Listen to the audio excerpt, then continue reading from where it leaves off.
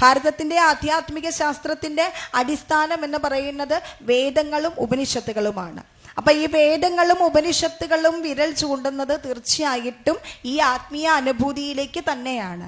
അപ്പം ആ ആത്മീയ അനുഭൂതിയിൽ വേദങ്ങളും ഉപനിഷത്തുകളും പറഞ്ഞു തന്നിരിക്കുന്ന എല്ലാ സത്തുക്കളുടെയും സാരം കോർത്തിണക്കിക്കൊണ്ട് ഈ ആത്മീയ ആചാര്യന്മാർ നമുക്ക് തന്ന 4 ഉപനിഷത്ത് മഹാവാക്യങ്ങളുണ്ട്. അത് 4ൻ്റെയും സാരം ഒന്ന് തന്നെയാണ്. പ്രജ്ഞാനം ത്വഹമസ്മി തത്വമസി തദ്ബ്രഹ്മായമാത്മേതി സംഗായൻ വിപ്രചര പ്രശാന്ത മനസാ ത്വം ബ്രഹ്മബോധോദയാത് പ്രാരബ്ധം കൊനു സഞ്ചിതം തവ കിമാഗാമി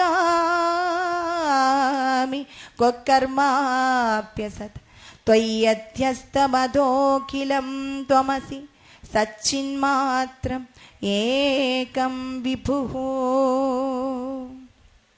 4 ഉപനിഷത്ത് മഹാവാക്യങ്ങൾ. ഒന്ന്, പ്രജ്ഞാനം ബ്രഹ്മ.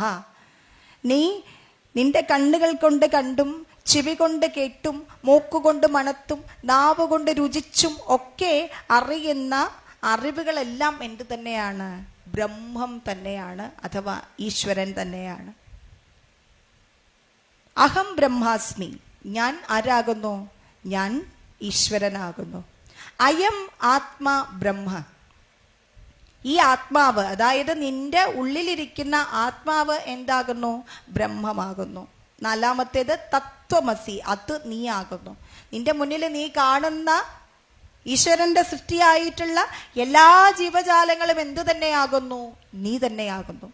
നിന്റെ ഉള്ളിലിരിക്കുന്ന അതേ ആത്മചൈതന്യം തന്നെയാണ് ഇവിടെയുള്ള എല്ലാ ജീവജാലങ്ങളുടെയും ഉള്ളിൽ സ്ഥിതി ചെയ്യുന്നത്. കല്ലിനകത്തു കുടിവാഴുമൊരൽപ്പജന്തു ഒന്നല്ല നിന്റെ കൃപയിന്നറിയിച്ചിടുന്നു. അല്ലിക്കുടത്തിലമരുന്ന അമരേന്ദ്രനും മറ്റെല്ലാവരും ഇങ്ങ് ഇതിലിരുന്നു വളർന്നിടുന്നു. കല്ലിനകത്തു കുടിവാഴുന്ന ചെറിയ ജീവി മുതൽ അല്ലിക്കുടത്തിൽ അമരുന്ന സാക്ഷാ ദേവേന്ദ്രൻ വരെയും നിന്റെ ഉള്ളിലിരിക്കുന്ന അതേ ആത്മചൈതന്യം കൊണ്ട് ഈശ്വരൻ സൃഷ്ടിച്ചിട്ടുള്ളവർ തന്നെയാകുന്നു. ഈ 4 മഹാവാക്യങ്ങളുടെയും തത്വം ഒന്ന് തന്നെ ആയതുകൊണ്ട് ഇതിനെ സാക്ഷാത്കരിച്ചാൽ നമുക്കുണ്ടാകുന്ന ഗുണം എന്താണ്? എൻ്റെ ഉള്ളിലും എൻ്റെ മുന്നിലിരിക്കുന്ന എന്നെ ദ്വേഷിക്കാൻ വരുന്ന ആളുടെ ഉള്ളിലും, എന്നോട് യുദ്ധം ചെയ്യാൻ വരുന്ന ആളുടെ ഉള്ളിലും, എന്നെ ചീത്ത പറയാൻ വരുന്ന ആളുടെ ഉള്ളിലും, എൻ്റെ ശത്രുവിൻ്റെ ഉള്ളിലും, എൻ്റെ മിത്രത്തിൻ്റെ ഉള്ളിലും, എൻ്റെ മറ്റ് സഹജീവികളുടെ ഉള്ളിലും എല്ലാം നിറഞ്ഞിരിക്കുന്നത് ഒരേ ആത്മചൈതന്യം തന്നെയാണ് എന്ന തിരിച്ചറിവ് നമുക്ക് ഉണ്ടായാൽ എന്താ ഗുണം? നമുക്ക് ശത്രുക്കൾ ഉണ്ടാവില്ല. കാരണം എന്താ? എൻ്റെ നേരെ വരുന്നത് ആര് തന്നെയാണ്? ഈശ്വരൻ തന്നെയാണെന്ന തിരിച്ചറിവ് നമുക്കുണ്ടാവും, അല്ലേ? ഇവിടെ യുദ്ധങ്ങൾ ഉണ്ടാവില്ല.